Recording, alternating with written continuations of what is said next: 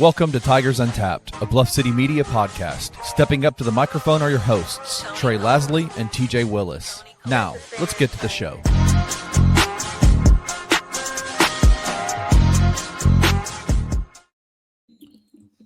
Hello. Welcome to episode 140. Doesn't matter. Does anything matter? That's the question. No. Yes. What do you mean? I feel like we were just here 3 years ago. Exactly, almost in October. Oh, wow. Sports are stupid. They're dumb as hell. It doesn't impact. Look at him. He has a smirk on his face. He literally could not care less. Well, his team won. His team won this week, so it doesn't matter to him.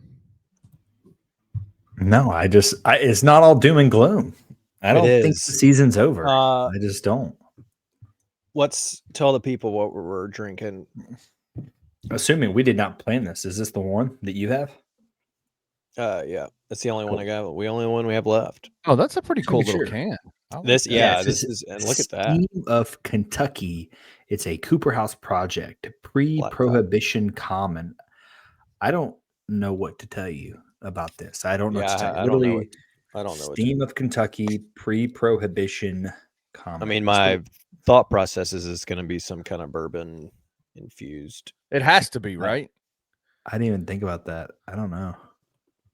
It doesn't give you much. I wish I had my. It definitely is. You remember that one bourbon beer that we did? You mean just bourbon? No. Are you making a joke because it just tasted like straight up bourbon? Yeah. It was astronaut status, I believe. When are we going to do a bourbon tasting on this show? Like y'all complain. Y'all said you couldn't do it last time because you would have to drive home from the studio. Well, we're at home now, so I don't like bourbon. I think that's the problem. It just doesn't seem like that would be my cup of tea. You know what I mean? All right. What episode are we on? Literally 146. Is that right? Yeah. That can't be right. It doesn't matter. Right? It doesn't matter. All right. I'll just document it. I don't want to miss any beers on the list here. It's episode 146. What is the name of this beer? There's got 7 names on the front of it. Is it Steam of Kentucky? Is it pre-prohibition common? I don't even know what to do here. I thought it was just Steam of Kentucky. Hands. Whatever. Let's get to it. We have other things to discuss. Before we talk about it, did you guys do anything fun this weekend at all? Zubu. Oh, I used to film Zubu. Yeah. What does that mean? I used to film you Zubu. Just walk around filming kids at Zubu? Whoa. Well, when I worked for the zoo, yes. Oh, like a commercial media thing for them? Mm-hmm. We went last week and it was good. It is good. That's a good time. Although, strangely enough, it felt not as good this year. Really? It was smaller. There were certain areas that were closed off that have not been previously closed off. Normally, they have a DJ dance party in the China exhibit. Nothing. There. No, they moved it. Moved it. Yeah, the Q1075 thing or whatever it was that was in the Hippo Pavilion was not the same thing. Well, I mean, there was music. There were no I know they were trying to make it feel like that, but you can't. That was a total knockoff of what it's been in years past. I will say when we went, it was raining, so we thought that they just moved it there because it was raining. No. We went the weekend before, and it was a perfectly beautiful evening, and it was same thing. Yeah, the DJ booth was a highlight every year. So the fact that they didn't have that was a little bit of a letdown. Julian didn't even want to dance, which is very surprising. Oh, wow. Yeah, see, nobody wanted to do anything in that room. All right. I don't know what we're waiting for. Might as well rip the fucking Band-Aid off. Can I just say I do have some big news for the Stubblefield family. Can I share on this podcast? You guys are pregnant? That's where my mind went. Well, no. So my daughter, Selah, who is 13 years old in 8th grade, has been playing for the West Collierville Middle volleyball team for the better part of – they started training camp in July, and she has been working her ass off since July. 4 days a week of practice, 30-something games throughout that time period. And they went to the state tournament. They went through regionals. They won regionals. They went through district and won district, went to the state tournament, and they kicked ass in the state tournament. And they are the state champions of Tennessee 8th grade varsity volleyball. Shout out West Collierville Middle. Let's go. They dominated. They were awesome. And she is having a blast. Yeah, man. Super dope. That's awesome. That's fun. Is she a dragon? She is what's a the dragon. mascot? Dragon. Bitches. Whoa! What? Motherfucker. I'm a dragon. Can you say that about a middle school girls basketball? I can say it about. I think we can say about. You went to the zoo. Trey sent me a video. They went to the zoo and they were flipping double birds at the Komodo dragons. I tried to send it. Yeah, who I did? tried to send it to me. You were. It's the Komodo dragons. Yeah, we went Saturday morning, so I went over to the dragon exhibit for the game. Catherine and I and William all booed them and told them they stink. And well, apparently they don't. It didn't work. TJ and I have caught some blame for the loss this weekend, considering the fact we did not record an episode last week. So not only did we not take last week seriously, it appears that no one within the football program did either. I have a question for you. There's no way around it. No, it's the worst loss in athletic program history, not just football. In all of the University of Memphis' athletics, the worst loss that has ever occurred, given the circumstances. Have we ever been a 4-score favorite in any sporting event and lost to a team who had a coach that had never coached a day of the sport in his life? Starting with a player on the field having never played a collegiate football game or athletic event in their lives. The circumstances of you're the favorite in the G5 to make the playoff, the front runner to win your conference. You're a freaking 4-score favorite, and you go in there and you lose to a team that's a sub 100. How many FBS teams are there? Like 139 or something? Yeah, we'll say 130. Easy math. They're over 100. Oh, definitely. They've had a coach for 4 days, 136. Who that coach has never coached a single football not game at any level. At any level. As a head coach, any level. At any level. And then you come out in the post game, and the first thing you say is, "I was out coached." What the hell? How is that possible? Well, you see, they did something different this week than they've done. I listened. I turned it off because this evening I was listening to the coach's radio show. And granted, I don't know what he said before this because I tuned in like 15 minutes late. The first thing that I heard him say, well, that we knew they were going to implement some different things. We saw 10 different personnel groupings in the first 15 plays. And I was like, okay, I literally do not fucking care what their personnel groupings were. They are the worst football team on your schedule. I will say they have a coach that's never coached and a football half. player that has not played a college football game ever in his whole life. I get that for the first half. Right? You're prepared for one thing, but Memphis has been incredible in the second half.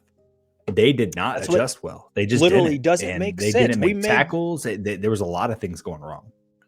Zero adjustments. Why did we freaking drop 8 and run a soft-ass zone the whole game? Freaking blitz the kid and make him make decisions.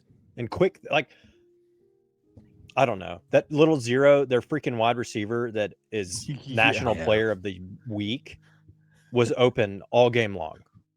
What was the worst? Let me ask you this: performance didn't have a touchdown. Does not have a touchdown on the season and had 3 against us. What the hell are we doing? How that works. What's more egregious? The Charlotte running back last year, who ran for 20 yards the entire career and then 142 yards against us in the game, or Isaiah Hooks going off. I'm gonna say the Charlotte running back is more egregious because he literally never played any another down. He never played another down after that. Those were his first and only carries in collegiate football. and he had a career. Yeah, at least Hooks is at least he's at least played and he's had catches. Right? What do you have? 142 yards on us. 142 yards, I think. I mean, yeah, he had 179 yards last year. He actually last year he had 14 catches. Yeah, 100 or he had 14 catches, 179 yards, and 1 touchdown all of last year. I will say this year he's actually been good this year. If you want to be honest with you, yeah, he's but averaging still 80 yards a game. But granted, we just flooded that stat big time. But 100? No, he had 100. I said 142. He had 172 yards. 72, yeah. Almost on 11 catches. My dude literally had 16 yards a catch against us and 3 touchdowns. That's the most ridiculous thing that I have ever heard in my life. I just a stupid game all around. It's so dumb.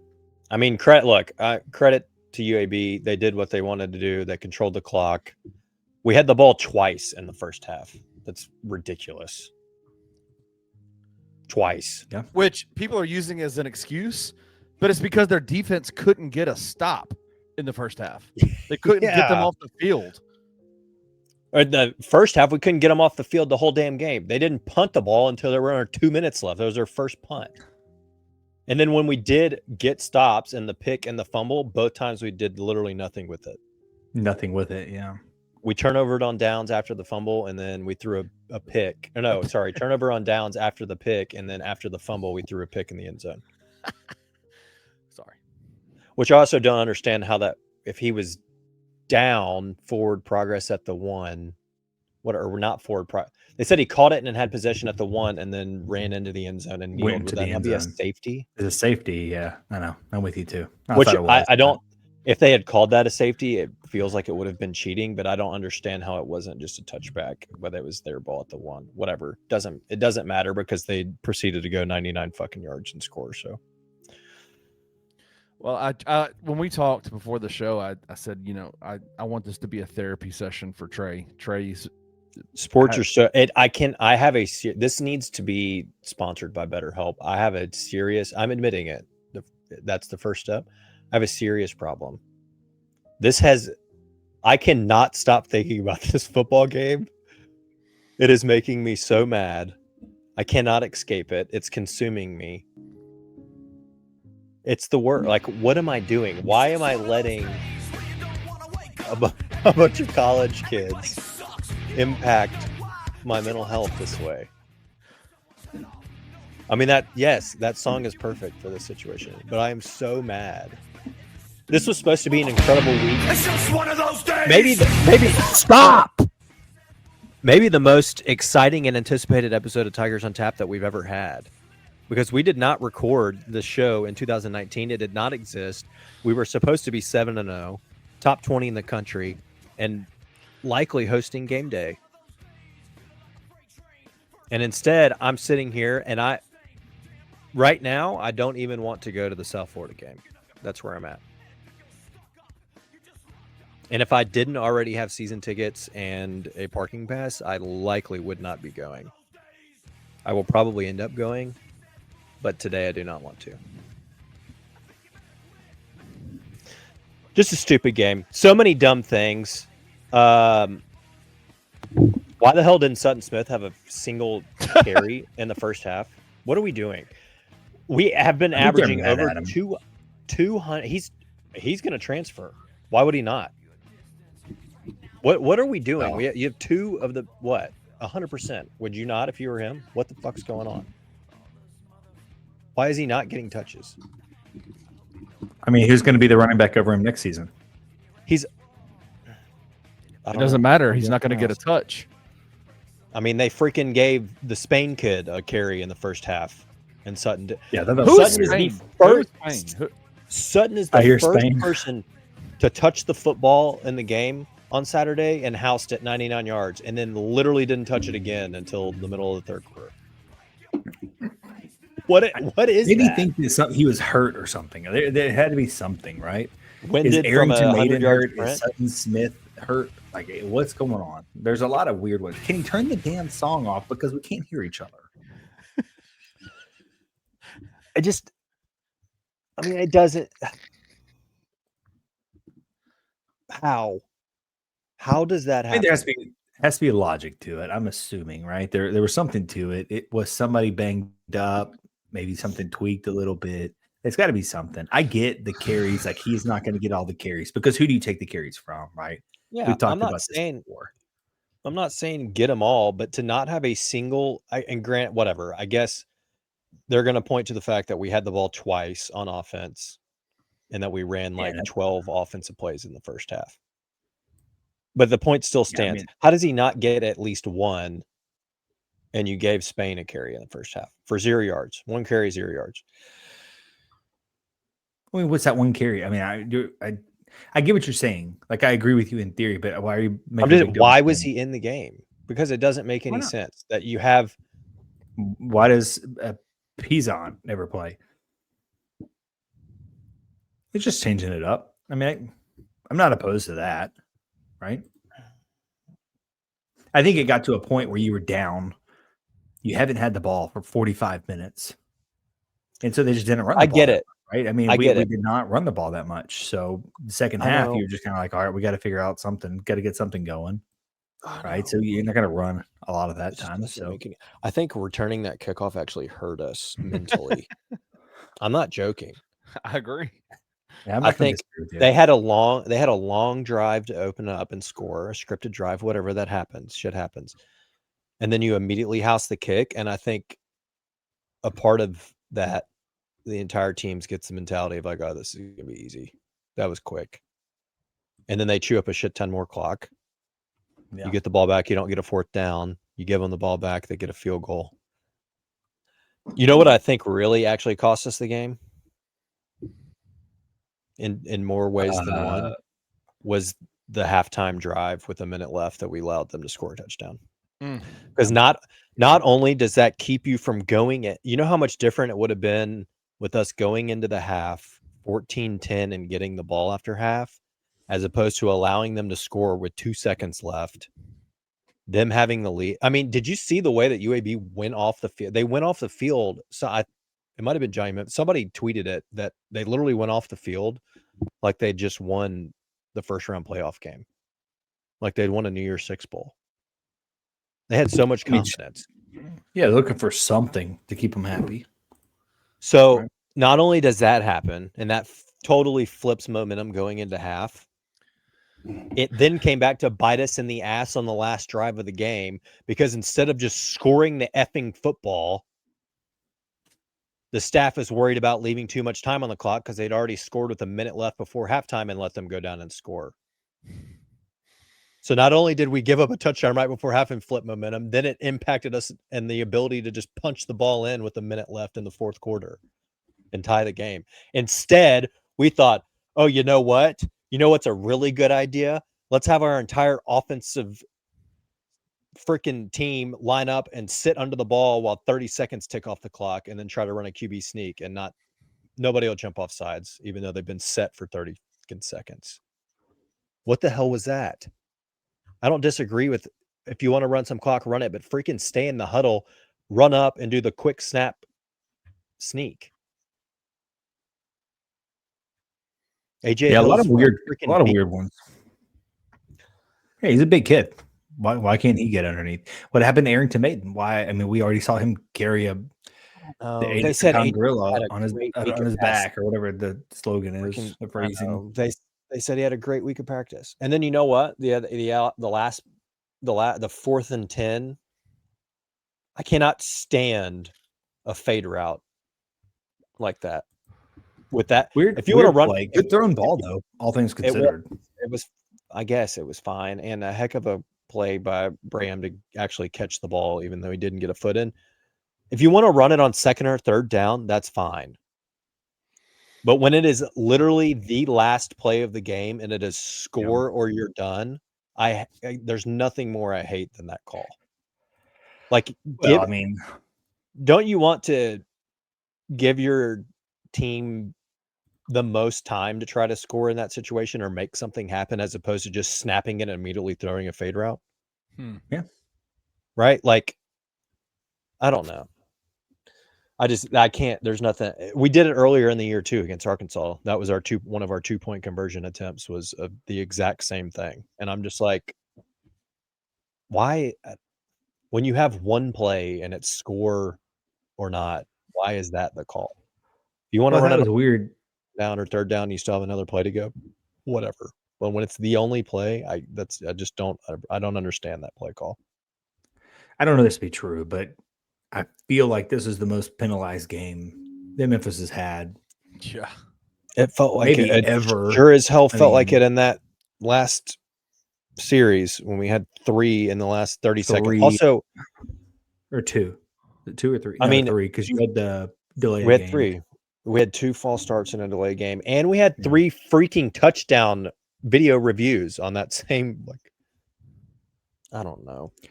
It felt weird that they were going to shotgun much down there, but that's just a philosophy thing, I suppose. Whatever. I don't know. I've still have yet to see a replay. I don't understand how Greg was not in on the initial 40-something. I think he was run. Down. I don't have a problem with them saying he was down at the 1. Honestly, no, I don't either. I'm just saying live, it looked like he got tackled 4 yards into the end zone. And I because everything was chaotic at the house, I did not see the replay. I did not even know that they were reviewing it. Just the next time I looked up, we had the ball on the 1, and I was like, "What the hell just happened?" I thought because live it looked like he got tackled 4 yards into the end zone. Yeah, just a weird. Saw one. I just didn't. To me, that didn't register that it was even a possibility that he was not in. Well, they played it back, right? So you play it back. I thought he was down at the 1. When they play it back and it's slow motion like that, it's obviously a little bit different than game speed. But it did look like he was technically down at the 1. But I didn't think it was going to matter. The Memphis has, I'm sure nobody thought made his bread and butter of just big boy up to that point down the field. Right? Up to that point, we were 29-29 in the red zone, putting points up, and I think we had over a 90% touchdown conversion rate in the red zone. Yeah. What about on the little dish to DeWosier on 2nd and 5? And did he not hit the pylon? The ball was in his right hand, apparently. Yeah, so I don't think he and his left arm hit the pylon. Yeah. Mm-hmm. Mm.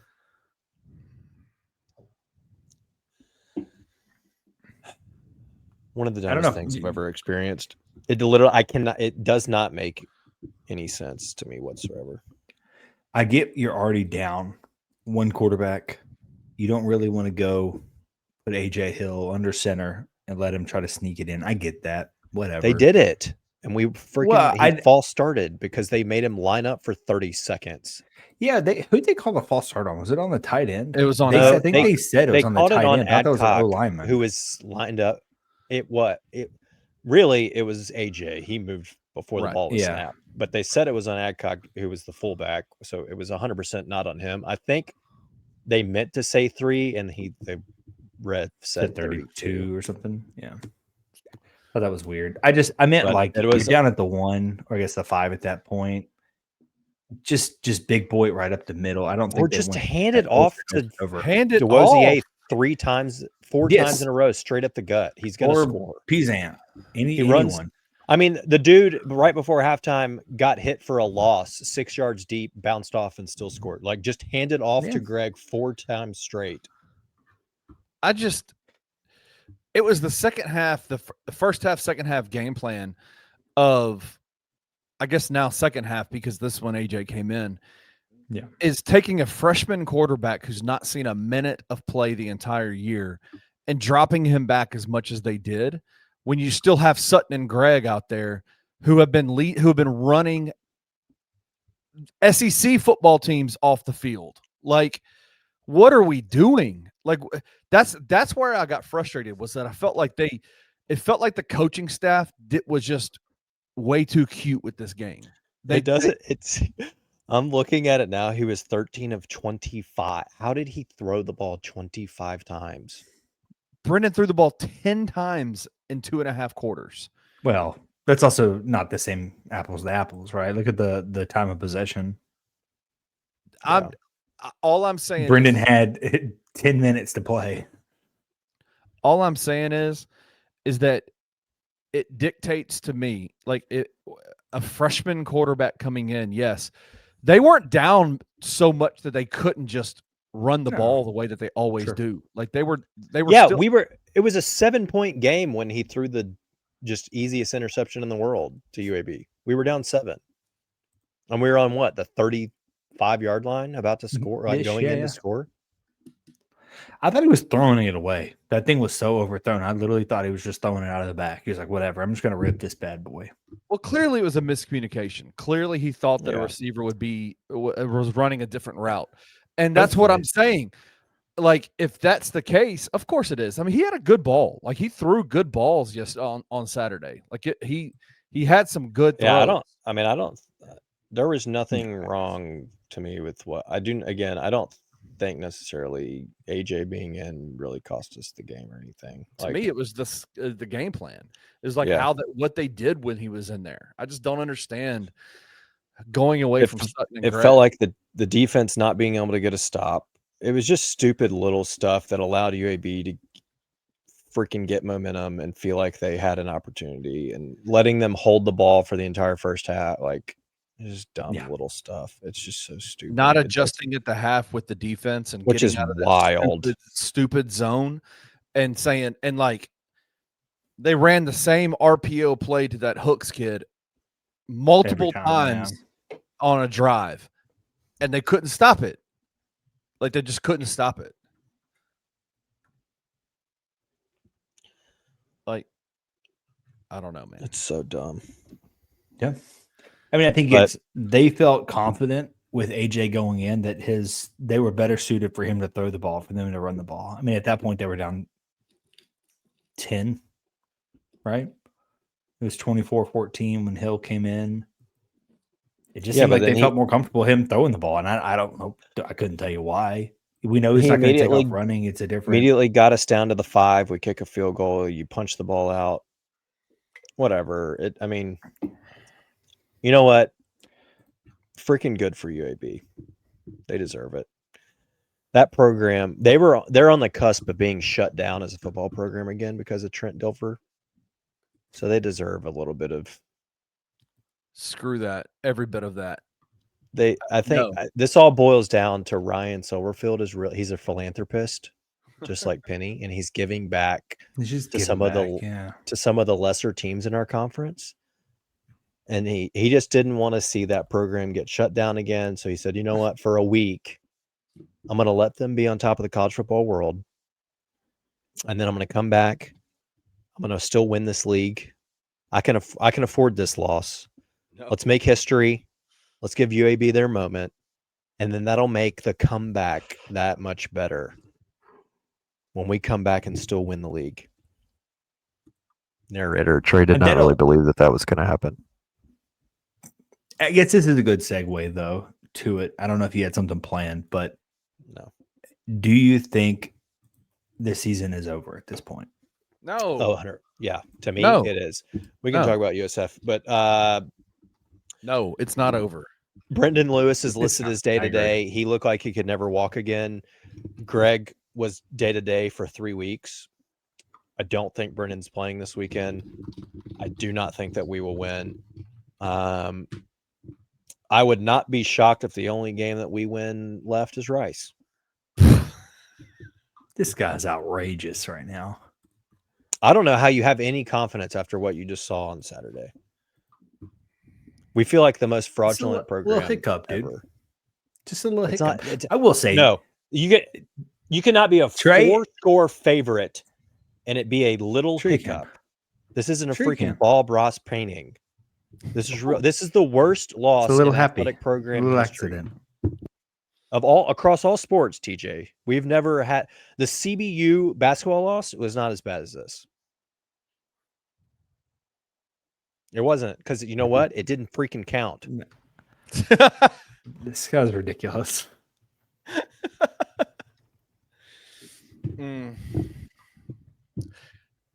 Like literally name a worse football loss than this. Or literally any Michigan to App State. I'm talking about Memphis. I do not care that. That was not. That's not what that was not the question you asked.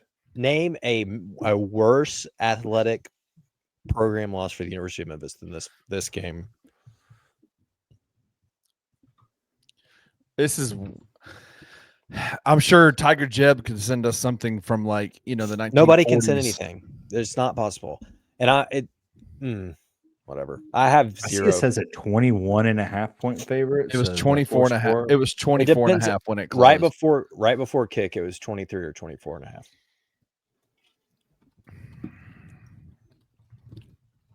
Yes, this loss, probably the worst loss. No doubt the worst loss in Ryan Silverfield's tenure. Maybe the worst loss in football history. Oh. But everything that they want to do is still right in front of them. The problem is this, I'm so tired. We say that crap every year. That's the problem. If he had made a conference, if he had even made a conference championship game by now, I would probably give him the benefit of the doubt, and I would say what you guys are saying. Everything they want to do is still out there. The schedule lines up nicely. You play all your toughest games at home. Blah blah blah. But this shit happens every year. Hey, Penn State lost to UCLA this year. I don't care about Penn State. And UCLA had a quarterback that has played collegiate football before. I'm just saying. They don't have a coach. They already fired their coach.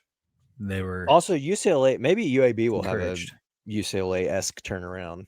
UCLA has turned into a little football team because they hired a new coach. Because they got a new coach. Have they hired somebody? Or that whoever the it was Rick Neuheisel's son. I thought it was his son. Yeah, they haven't hired him. Well, he's the interim. Yeah. Anyway, Trey has been mad at me, Kenny. Yeah.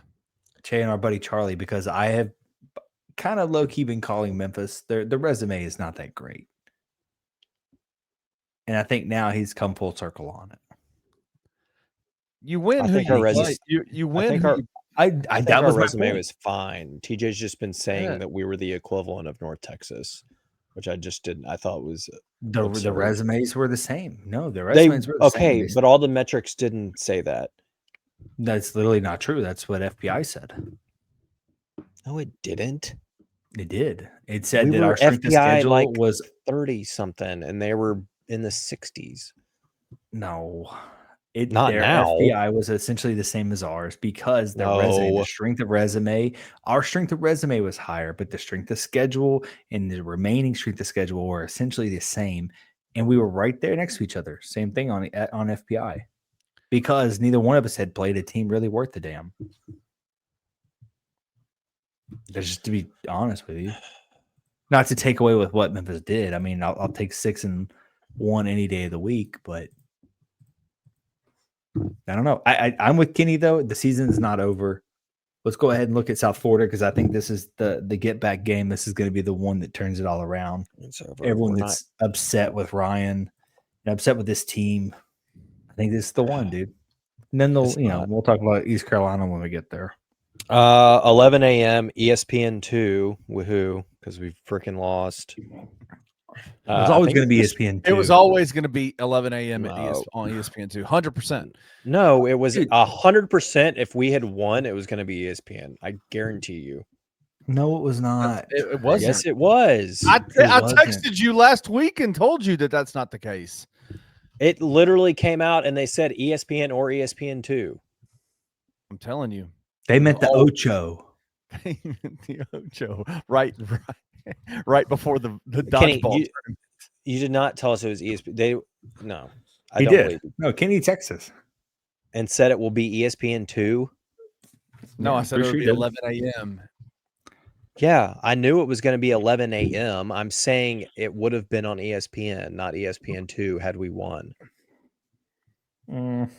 They came out and said ESPN or ESPN2 at 11 a.m. Whatever. It doesn't really matter. FPI has it at literally a 50-50. I think that's not accurate because I don't think Brendan Lewis will be playing. It opened up early as Memphis is a 3.5 point favorite. It is now flipped to South Florida 4.5. Yep. So I don't know. I think it's supposed to rain on Saturday too. It is. That's awesome. What do you think about that over under at 63.5? I'm gonna go ahead and just put a couple bucks on it. If I think I'm gonna raining, take the under. I would say take the under. I think the under. Also, if Brendan's not playing, I think we're gonna bust out the old shoe clock game. Who do you think's gonna? If Brendan doesn't play, is it Arrington or is it AJ? Well, I think they've already showed you whoever, AJ, right? Whoever practices better this week. Apparently, that's what Ryan said today in the press conference. Whoever practices better. If it's raining and we don't have to throw the ball, then it's probably going to be Arrington. Then we're doing a bunch of freaking read options. I'm going to be honest. It seems like they have no faith in Arrington Maiden as a thrower. That's all. That's what I learned immediately. I mean, that's what I took away. I think AJ is going to be a great talent. But not to go back to the UAB game, but can we talk about how ridiculous it is of the broadcast to not mention anything about or show that Brendan Lewis got hurt on that sack? Because me and everyone else that was not at the game was like, what is going on and why is AJ Hill in the game right now? I had zero idea that there was even a possibility that Beale got hurt, because I'm going to be honest, the sack that he took did not look that bad. I mean, I know he got tackled low, but it did not even cross my mind that he was hurt. And they just did not address it. I'm fairly certain when we came back out in that next possession, they even said that Brendan Lewis was back out there. It was like 2 plays later that they realized it wasn't him.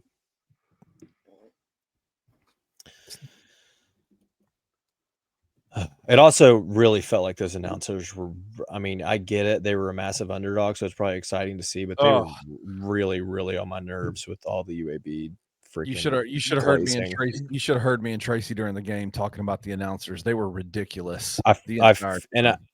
Maybe it's just because I only realize it when it's against us. I feel like that happens so often that they're so adamantly excited about the opposing team that's playing Memphis. Well, it's just the home team, right? Isn't it always the home team that kind of gets the draw? I don't know about that. Because I feel like the last time we listened to a broadcast where it just felt like they were awkwardly stroking the other team was FAU. Like everything FAU did, they were like, "Oh, there it comes again! Oh yeah!" Like it was just real weird about how much they were saying about FAU as we're 30 burgering them in the fourth quarter. But they were like, "Oh, he's gonna do it! Can he do it?" Like, no, he can't. He can't do it. I don't know. I just feel like it's always the away. I can't believe Trey thought we were going to get the ESPN game. That's so crazy to me. I don't know why y'all think they freaking picked like Georgia Tech, Syracuse. Big markets, brother. Nobody watches Syracuse football. Oh God! Here comes the big. That's not how that works, Trey. We've talked about that. We haven't talked big markets in a long time. I have not missed that. I will say that. Ad nauseum, we have talked about. It doesn't matter if you actually watch. All that care is that the city, your market city, has TVs. That's what they care about. That's how that works. It's goofy, but all right. Anything else to say about South Florida? I don't feel good about it. I mean, we haven't said anything other than who the quarterback may or may not be. I do wonder if, like, you hear the conversations Ryan has every single week with his team, with his players, with everybody, the media, everybody. He talks about 1-0 every week, all in. There's a level of coming off of a loss that those kinds of conversations become a little bit more literal, right? Like, because now you have to go 1-0. Like, you cannot lose another game. If you lose another game, the season is effectively over. And that's the disappointing part, I think, the most about this UAB game is that I could have seen it if it was South Florida, you lose. Okay. If it was Tulane, you lose. Navy, you lose to Navy at home. The good part for the Tigers is all 3 of these games that they have, that the 4 teams that are above them now in FanDuel's odds to win the American winner will go on to be in the college football playoff, are 3 teams that they're going to play at home, and North Texas, who they won't play. And so Memphis has 1 loss in conference. If they beat USF, USF will have one loss in conference. If they beat Tulane, Tulane will have one loss in conference. If they beat Navy, Navy will have one loss in conference. And Memphis owns a tiebreaker over all of them because they beat all three of them. That's what's in store for Memphis now. That's what they have to do to be able to get to the championship. If they get to the championship and they play whoever that is they play in that, whether it's North Texas with 0 losses, we have to go to Denton and play them. We win that game, then you're in the college football playoffs and everything's gravy. But now the Tigers have put themselves in the positions because of this game against UAB. Sure. The worst loss in the history of the football program, maybe potentially the athletic department. Now you have to do it all. Now you cannot slip up. You've got to win all 3 of these games. You cannot go to East Carolina and lose. You've got to win everything now. And so I'm concerned. Like, I have my doubts that they can do it. They've never done it. Ryan's never been able to do it. But it's still there. They still have the opportunity to do it. Well, sure. Yeah. Which you and I are in agreement. Trey the season's over at this point for him mentally. And not just for Trey. I think honestly for a lot of people. I bet there were a lot of people that were super hyped up about this season that now are just kind of like. And again, if we'd seen any inkling of the fact that we could do this, he's had, I would say this is his 6th year.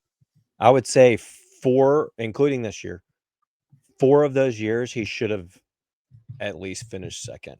And he has yet to do that. That's fair. And it's always because of this one game, right? Year 1 with Brady White, you should have finished second behind Cincinnati. But you go on the road after a party bus incident and you lose as a favorite to SMU. And then you lose at Tulane. You finish 3rd. We'll put an asterisk on that 2020 season. That was a weird season. I understand that it was weird. Point remains. 8 practices or whatever. It was weird for everybody. It was weird. It was weird for everybody. Right. We weren't. I know. That's what I'm saying. I just put the asterisk on everybody. You brought back the best quarterback in the program's history and pieces. You should have finished second. It should have. Yeah, it was that year that Tulsa was good, which was never. Yeah, okay. Maybe you shouldn't have because you would have lost to Cincy and Tulsa went undefeated, I think, right, in conference? Yeah. I'm pretty sure Tulsa and Cincy were undefeated that year. They were really good. I remember that, and it was really random because then they were Seth's freshman, sophomore years, whatever. His junior and senior year, I think both of those years you should have at least finished second and been in the conference championship game. You didn't do it either year. Last year you lost to Navy and you lost to UTSA. The year before that you lost at home to Tulane and then lost to we lost to somebody else. SMU, maybe. SMU. Yeah. If we had at this point made it at least once to the conference championship game, I think I would still have some belief. I feel like this is what happens every year. As soon as we start believing in the team, as soon as we start getting excited about stuff, as soon as the media, the city starts believing that, hey, this is the year. Literally last year, we started to become the favorite to make the playoff, and then we freaking lose to Navy immediately. And then you start getting hope. Oh, well, it still happens. We just got to win out. And you lose to UTSA. I don't know. It just feels the same. I think that's because there have been so many one-score losses under his tenure. I mean, I think it's like double digits in terms of like one-score losses. Like you get so close. Now, some of those are going to look one way, right? They're going to look like it was a close game, but like whatever you want to think about the Mizzou game, right? I think it ended up being a one-score game. Yeah, but they were running away with it, and then we fought and came back at the end. Like it looks like a lot closer than it was, and it wasn't like a blowout or anything. I don't want to word it that way, but if you go and look, I don't remember the exact number, but it's definitely like a double digits one-score loss. It's like how many games can you find a way to lose like that? Like the SMU, and I remember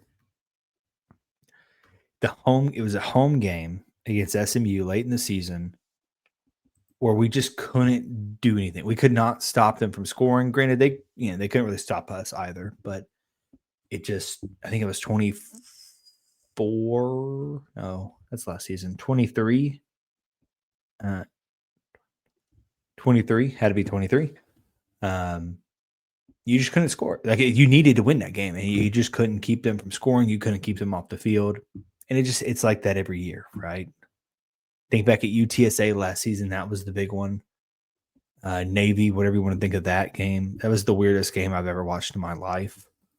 But you get all the way down there, you have a chance to win it, and just can't complete. And I know it's on Ryan at the end of the day, right? He's the head coach kind of thing. He didn't throw the interception. That was on Seth. But it's just, why are we in that situation? Every year, multiple times, every year, we're in one-score battles. Maybe we can look it up after on the break or something. I want to say it's like at least 10 one-score losses. It would just feel nice to beat those, just to win. You know what I mean? I mean, we've won one-score games too. Yeah, I know, but it's not as many as we've lost. There's no way. Ain't no way. I don't know how. All that to say, I'm with Kenny. I think if you win this game, I'm okay. I'm okay with the loss against USF because I think the ball's back in your court. You Certainly, at a time. It will help remove some of the sting, but I'm still not okay with the loss because they still have to go and beat Tulane and Navy like that. We have to. We just lost on the road at UAB. We still have to go at East Carolina and win. Yeah, that's a game we talked to. You and I agreed preseason. I mean, I already thought before the season started that would be our one loss. I don't know. I don't see how. I mean, I think our over/under wins was 8.5 before the year started. Correct. I legitimately think that we would be lucky to get to 8. No, you're out of your mind. Come on, man. Come on. At this point, that's what I feel like. And that's winning at Rice on Halloween. And who the hell knows what'll happen then? That's spooky shit. Yeah. We need to take a break. Anyway, it's not the end of the world, Trey. The ball's back in your court. Beat USF. And honestly, why do y'all think we'll beat them with a backup quarterback? I don't know that we will, and I don't know that we will have a backup quarterback. Honestly, exactly. I'm worried that Byron Brown is going to run for 175,000 yards. How do you go from looking like you can't even walk and not finishing a game to literally a week later being able to play? That doesn't. I don't. Hey, Trey, there's no way. Let me tell you something. A little story. Not that long ago, I had a dream that I jumped a fence. And I woke up with my calf hurting, and I struggled to walk to the bathroom, do a little pee-pee in the morning because my calf hurt so much from that dream. Guess what? 3 days later, I was good to go. Little ice, rest. Yeah. I was good to go, man. I have to say, if I can do it, Brendan Lewis can do it. You and Brendan Lewis are about the same age, so okay. Wait a minute. It makes sense. What do you mean by that? I can guarantee you were not hobbling. I don't know if that's my dude was hobbling Trey? to the locker room. Trey, you had 2 grown men carrying you to the bathroom that night. I log rolled to the bathroom. I don't know what I did in this dream. This was the tallest fence in the world. It was like that fence that Trump put on Mexico. It was super high up, and apparently I landed down. He's not lying about this story either, because he told us the next morning about how bad his leg hurt because of a dream. I literally iced my calf. I'm not joking. I was icing my calf and my Achilles for 3 days straight because of this. I don't know what happened. I mean, I jumped a fence. That's what happened, but it was in my dream. But welcome to your 30s. And I think we will know. Also in his 30s. I think we will know very quickly by that first quarter, second quarter, midway through the second quarter, what this team is looking like. Are they fraudulent or are they not? Because shit, if we can get out and make USF punt even in the first quarter, I'll feel a whole lot better than I feel right now. Yeah, they've looked good. I'm not gonna lie to you. They've looked good. Yeah, they've looked good. I think awesome. Byron Brown is good. I think they're very similar to us, honestly. Their offense is a little more up tempo than ours. Yeah, a little more up tempo. Yeah, just a little bit. Nothing too crazy. I think it could be a good game. I don't know if we're gonna get Brendan Lewis. but I think the team is going to be hungry and they're going to be pissed off. I think that's fair because this isn't. I'm not going to say it's as crazy as this is Ryan's job on the line or anything like that. Should it be? But the conversation could be had. I mean, I wouldn't blame a single person for having that conversation. Not to say I want him fired, but felt like it. A loss like that feels like it.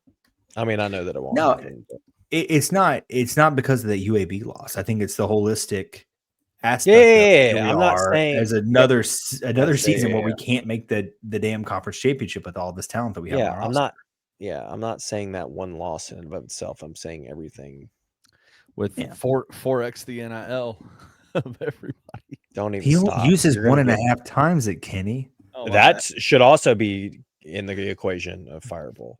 My bad. Oh, like you guys don't have a rainy day fund? Yeah, right. Come on. Hey, USF is a rainy day. It's going to be a rainy day at the USF game. So if you got some extra money laying around, what is the actual weather looking like? Like 60% rain, and it's going to be cold. We still got cold. That may work in our favor. It could change. This whatever front's coming through could change. I'm about to pull it up. Actually, it's saying it's now saying 72 degrees on Saturday. So I got AccuWeather says 68 with periods of rain and a thunderstorm. Let's see. Like Jam 1 doesn't give me the 10-day. I don't know who they use, so that's who I use. Jam 1 is awesome. I call it Jam 1. I get the daily weather. I get my Shoney's updates. Or Captain D's. I think they moved to Captain D's as of late. They don't give me that future forecast, though. That's the problem. All right, let's take a break. When we come back, I don't think it's going to rain. We're going to talk a little bit of basketball. Trey will be we got a preseason game, exhibition, whatever you want to call it. Ooh. Hoops for St. Jude next week. We'll be right back.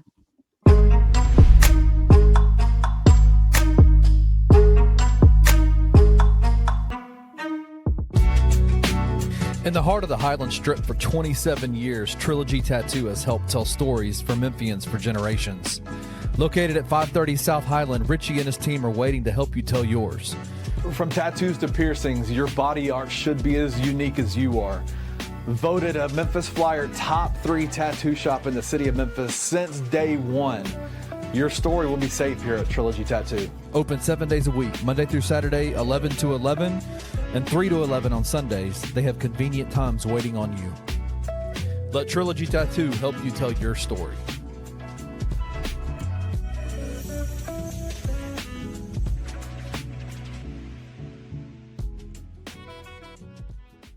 At some point, you keep taking swings. You took a swing on Zaire. You took a swing on David Roddy. You took a swing on Jay. We're taking a swing on Cedric. You got to take a swing, which we've taken 4 now.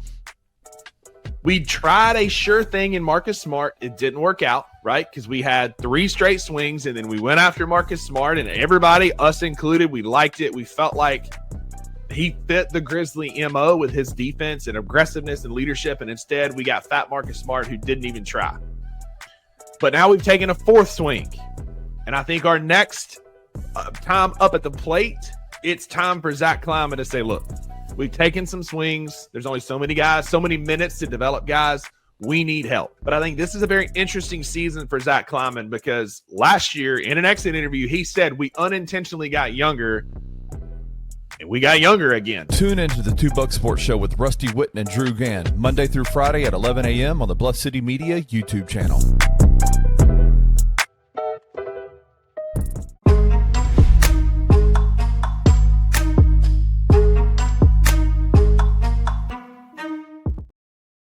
Bye. All right, let's talk a little. Before we jump into it real quickly, Trey, I'm just glad to say that as depressing as that loss was, I am so glad that we don't have to cover the Grizzlies. I am so glad. This is every day. I feel like every podcast that covers the Grizzlies right now, it's just like, what do you want me to talk about? This dude blows out his knee. That guy's going to hurt his ankle tomorrow. I already know it. Like, I'm just so glad that we don't have to have that conversation. People will ask me like, "Well, what do you think about the Grizzlies? What do you think the season's going to be?" And I'm going to say, you know what? I don't even know if I'm going to watch a single game because I already know what's going to happen. Well, they did announce that Ja Morant will be back for home opener on Wednesday night, so that's good. For how long, Kenneth? I don't know. What's the FanDuel? What's the FanDuel? How many games? How many games is Ryan going to lose every single year? I don't know the answer to that question. Oh, at least 2. Well, I think we know that. That's the problem, right? We just talked about. Well, then yeah, our season's over. You just admitted it. No, they could have lost the bowl game, the playoff game. Mm-hmm. He doesn't lose bowl games. You know that. I do know that, but he lost 2019. Well, he looks dominant. They come out and dominate. Give him 4 weeks to game plan, and he works through all the bullshit, and they come out and dominate. I hope he's pissed off. I hope they come fired out. Go ahead, Trey. Give him 4 weeks and a couple of opt-outs. Yeah, I think we're gonna play CJ Smith a lot in the game against UAB. Why? He hasn't played. They're trying to play him. No, they're trying to play him. It's just not working. All right, here's the theory. We're gonna play our true freshman quarterback who hasn't seen a snap all year, and we're gonna drop him back 25 times in a quarter and a half. Great job. Shout out. Anyway, we're done. Let's start talking about Ballin on Beale was what, Thursday? Yes. I couldn't go because I had the most violence food. You got the squirts, dude? Yeah, it was horrendous. I woke up at 3 a.m. on Thursday, puking and shitting all at the same time. Wow. I mean, it was flowing out of both sides. Jesus. And then I was insanely dehydrated. So I did not make it down to Beale. But granted, last time TJ and I talked about this, we did not know how this would work. But I'm going to be honest. Hand up. I thought it was going to be dumb as hell. Looked awesome. Dude, I was there. I was so skeptical. And I'll say this.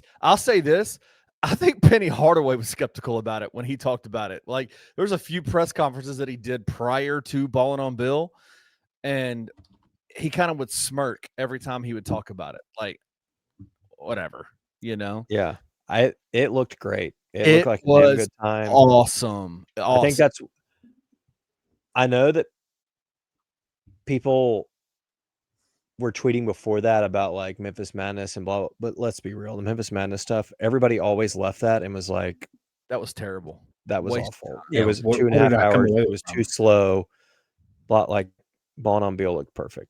I was talking to Jeff Brightwell today. Jeff Brightwell was the kind of the MC, the host of the event, and he had a stopwatch on when he grabbed the mic to do the player introductions, which started the event. From the time he grabbed the mic to when he handed it back off to the people who ran the event, 52 minutes. Which is that seems like a perfect amount of time. Oh God. Yes. Yeah, I mean if you could go 52 minutes, it seems perfect to me.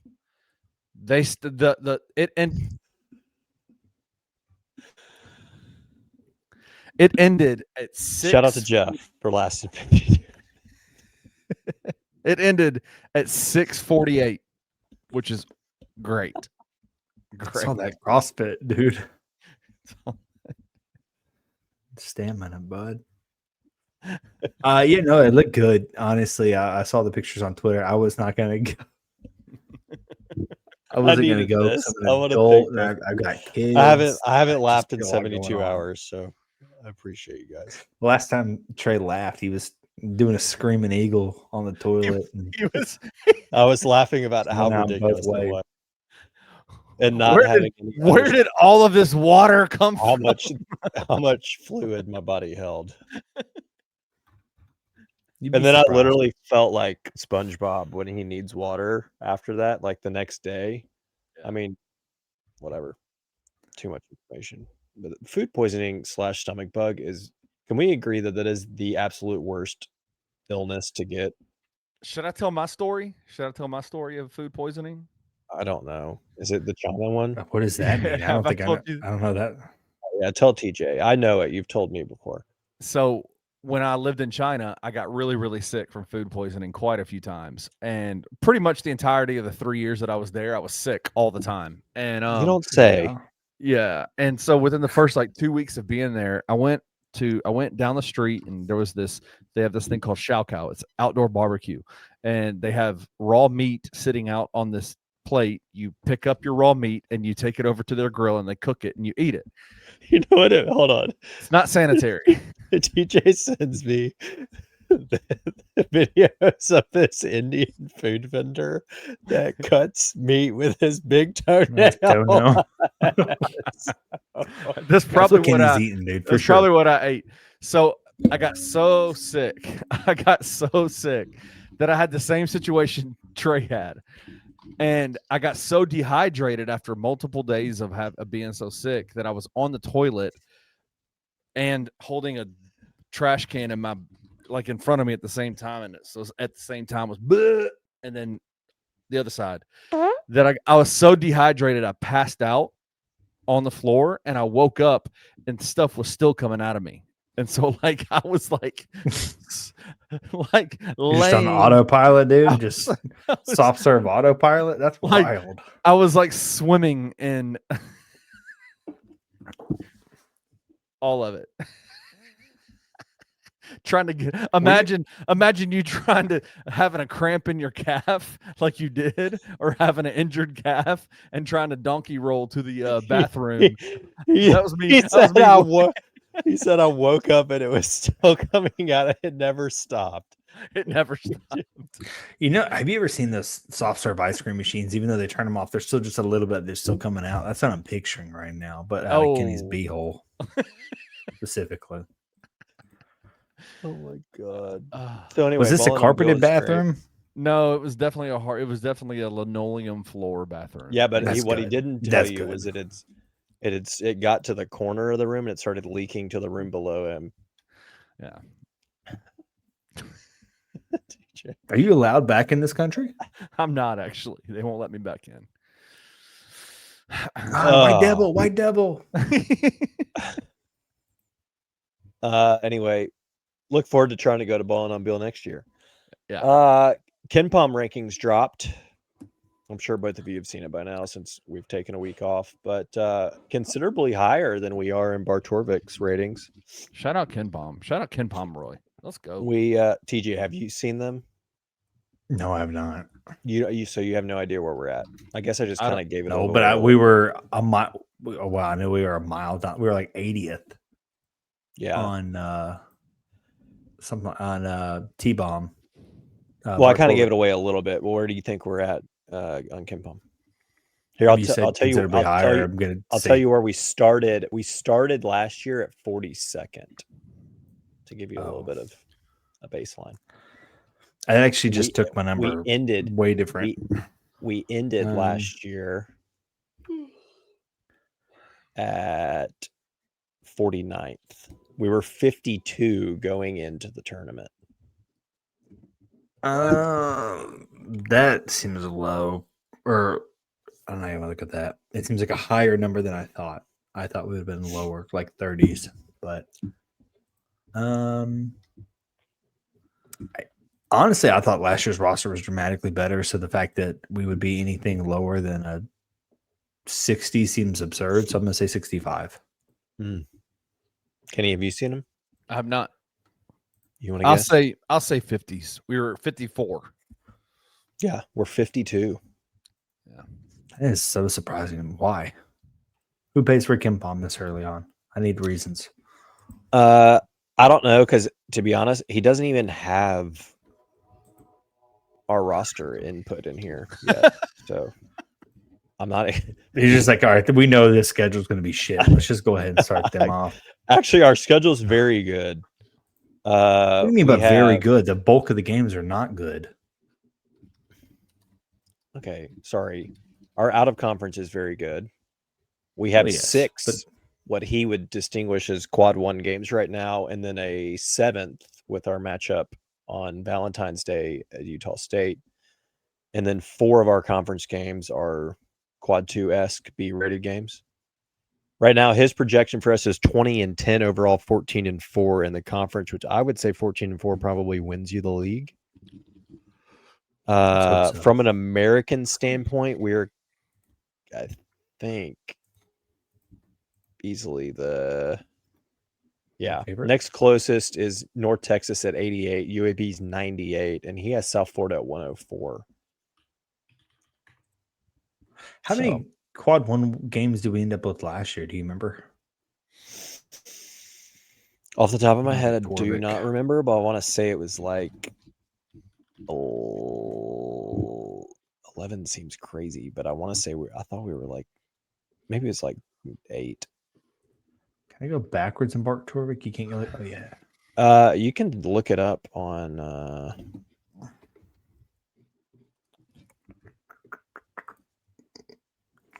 It just, you said there were 6 on the roster now, or 6 on the schedule now, and I'm just, there's 7. I mean, it's not. Okay, last year we went 6-1 in Q1. Yeah, so we're 7. I'm just trying to think of where we were at last year versus this year in terms of. I do not think projected we will quad go one 6-1 again. We have an extremely tough stretch, 2-week stretch in December. Starting Saturday, December 6th, we play KenPom 17 Baylor at home. A week later, we play at 14 Louisville. That next Wednesday, we play 19 Vandy at home. And then that Saturday, we play at 26 Mississippi State. By far our toughest stretch of basketball, leading right up to Christmas. So go 0-4 in those, and it's going to be a really, really jolly holiday season around these parts. You've been waiting to say that, haven't you? No, I literally just came up with that. KenPom does have us losing all 4 of those. I know he has our record projected at 14-4 in conference, but fellas, currently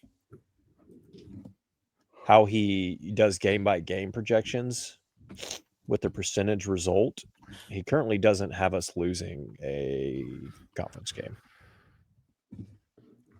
I mean, I'll tell you what, you said you started the stretch at Baylor, Baylor, Louisville, Vandy.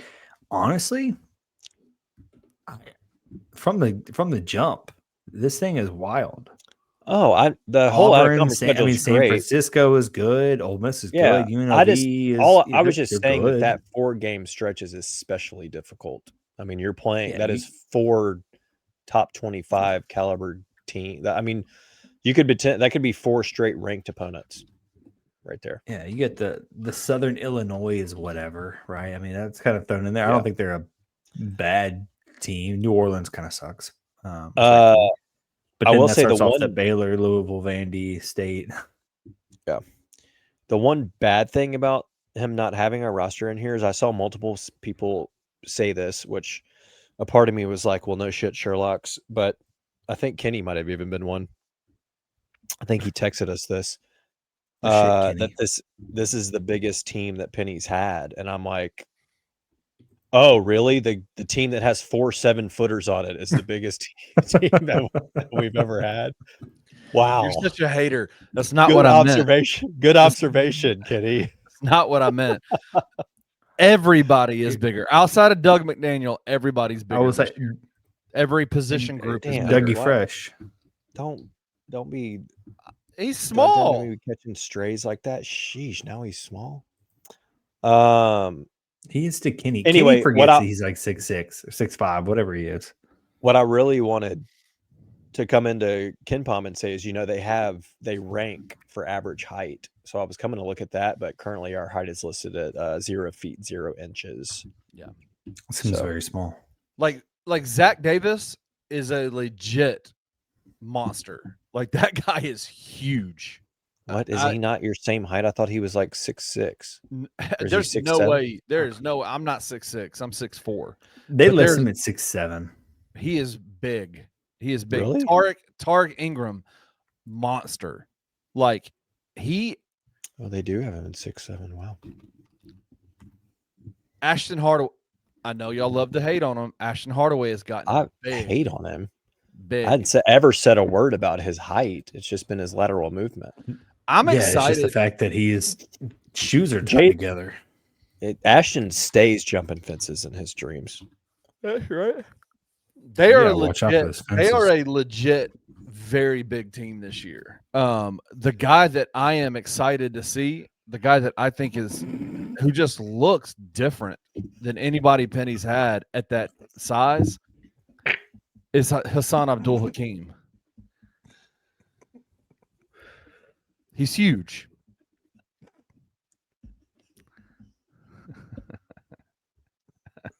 You guys are wild. What's wrong with y'all? What did I say? Does your wife know about this? What did I say? Does your wife know about your fantasizing of Zach Davis? Or no, I'm sorry. It was Hakeem. I'm sorry.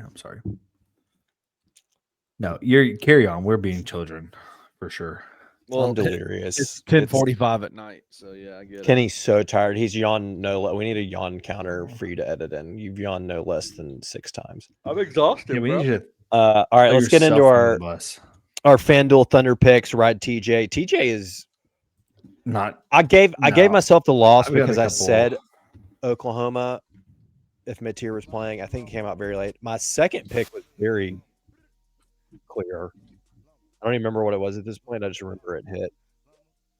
Oh, I think it was the Tulane Army game. No, that doesn't sound. I don't remember what it was. TJ won. Yours was Georgia minus 3.5 versus Auburn. They won by 10. Easy. 5-3. We're all about right, TJ. What's your week 8 pick? Sorry, I was trying to do the math on the average height of all the dudes that Kenny was talking about a second ago. Well, just wait. We'll have a KenPom official ranking very soon. It's not as fun. The game I will take is A&M to cover. I think it was 3. Is that correct? Texas A&M, FanDuel, spread. I'm pretty sure it was 3.5, maybe. No, I feel lied to now. I wrote down 3.5, but I have it as 7 here. Can someone verify that with me? This article's from 2019, so hold on. What time is their game? The article from 2019 is not going to help me. It's at 11 o'clock. It's going to be the 11 o'clock ESPN game, probably. No, ABC. So it's SEC. No, the 11 o'clock game is Ole Miss, Oklahoma. Oh, maybe that's what I'm talking about. So check 4. It's A&M and LSU. 2.5 right now on FanDuel. 2.5. Okay, that's even better in my favor. I'm still taking A&M to cover that. The LSU has not been that impressive to me. I know a lot of people like Nussmeier. He's just a guy, right? Just a guy for me. I'm not that impressed. A&M has looked good. Their quarterback looks great. When did you jump off the Vandy train? Well, they burned me that 1 week. That's all I needed. This is like the. That's all I needed. You can only go to the well so many times.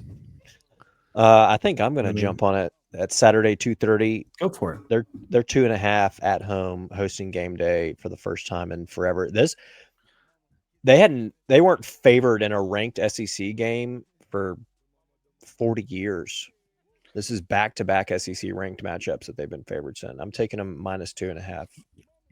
I know you hated on Missouri for not having a home away game until week 7 of the college football season. Absurd. No, that's just insane. But they look good at Auburn, though. They look good. Well, what? You talking about they look good at Auburn? You mean the team that's firing its coach? Yeah. He deserves it. I'm sure that's average height for the Memphis Tigers is 6'7". That's what I came back with there. Great. Huge. But no, that is insane. That'll be big. That'll be big for the 7, 6, 7. That doesn't even seem.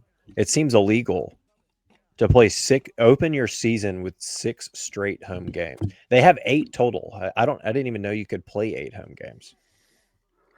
Well, they made that deal where they have to play a game in St. Louis. Are they doing that this year? Or are they actually? No, I went in.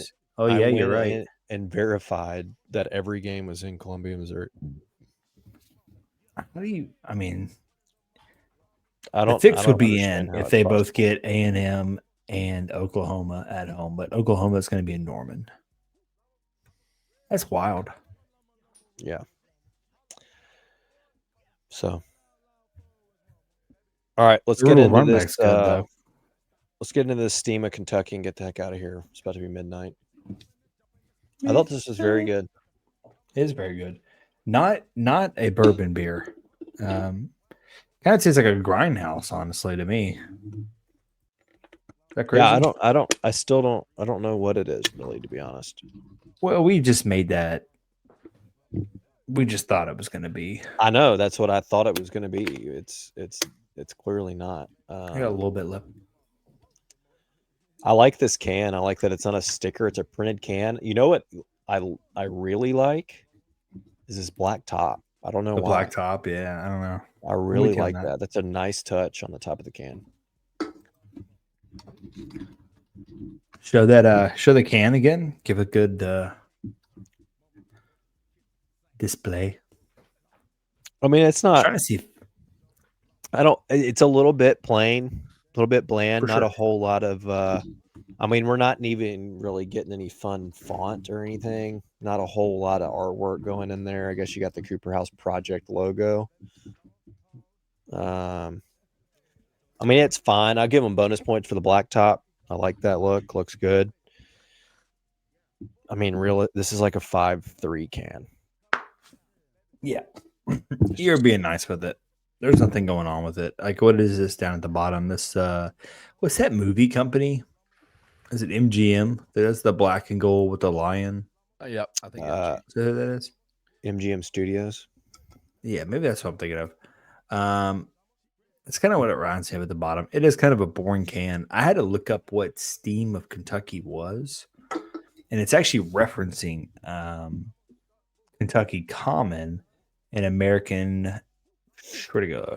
beer style, basically from Kentucky, as you could imagine.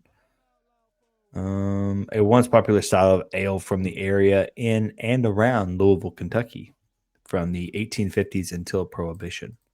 I mean, I'm sure there's more science to it all in terms of how they made it and things like that and why it got that fun name. But can not that cool, like a 5, but the beer is pretty damn good. I like the beer a lot. It was good. I liked it too. I would definitely get this again. Show.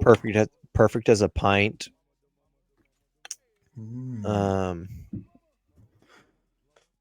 The name steam comes from the practice of cooling the wort in large, shallow bins on the roof, which created a visible. The wort. Yeah, like a W-O-R-T. No, W-O-R-T. Gotcha. Yeah, it's good beer for me. I would say in the 8s, I would definitely drink 2 of these. I drink 3 of these. It's only 5.3%, so you probably could get away with that too. It'd probably be really good on tap. So go to Cooper House and get it on tap. I would say like an 8.2, probably. I really liked it. Up there. I was going to do Cream upper ale. 7s, but you might have talked me into the 8s. No, that's 7.9 for me. Listen to your heart. 7.9. 7.9. It's good. If you like Grindhouse, I think you'd like this. I agree with that. Very similar. I'm so glad we didn't do the looking ass segment. Oh my gosh, I forgot about it. So we were too depressed. I think that was the problem. You weren't all in this week on this episode. I'll say that. Holy cow! I'm gonna take a look at South. I don't even want to do it. You know what? Because it would just result. Oh wow, this guy's ugly though. Ass kicking. You sure? All right. Well, tune in next week. Come with the cold beer. Stay for hot takes. See if I'm still ready to end my fandom or if I'm all back in. We'll be back. Be at the Liberty Bowl or don't. Doesn't really matter either way. We're out. Peace. If you enjoyed this episode of Tigers Untapped, leave a rating and a review wherever you download your podcasts. Like and subscribe at Bluff City Media's YouTube page.